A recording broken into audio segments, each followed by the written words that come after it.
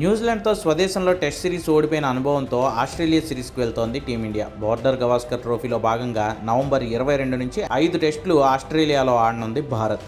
రోహిత్ శర్మ మినహా మిగిలిన టీంతో కలిసి ఈరోజు ఆస్ట్రేలియాకు బయలుదేరే ముందు ముంబైలో మీడియాతో మాట్లాడాడు గంభీర్. ప్రధానంగా విరాట్ కోహ్లీ, రోహిత్ శర్మ దారుణమైన ఫామ్పై కామెంట్స్ చేస్తున్న ఆస్ట్రేలియా మాజీ కెప్టెన్ రికీ పాంటింగ్పై మండిపడ్డాడు గంభీర్. రికీ పాంటింగ్కు అసలు ఇండియన్ క్రికెటర్స్ వాళ్ళ ఆట తీరుతో సంబంధం ఏంటని గంభీర్ ప్రశ్నించాడు. అతను తన పని చూసుకోవాలని, లేదంటే ఆస్ట్రేలియా క్రికెట్ సంగతి చూసుకోవాలని సలహా ఇచ్చాడు.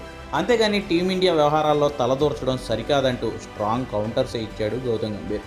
రోహిత్ శర్మ, విరాట్ కోహ్లీ ఎలాంటి ఆటగాళ్ళో ప్రపంచం మొత్తం చూశారని, అలాంటి వాళ్ళు 1-2 సిరీస్లు ఫెయిల్ అయినంత మాత్రాన వాళ్లపై ఇష్టానుసారం మాట్లాడడం సరికాదు అన్నాడు.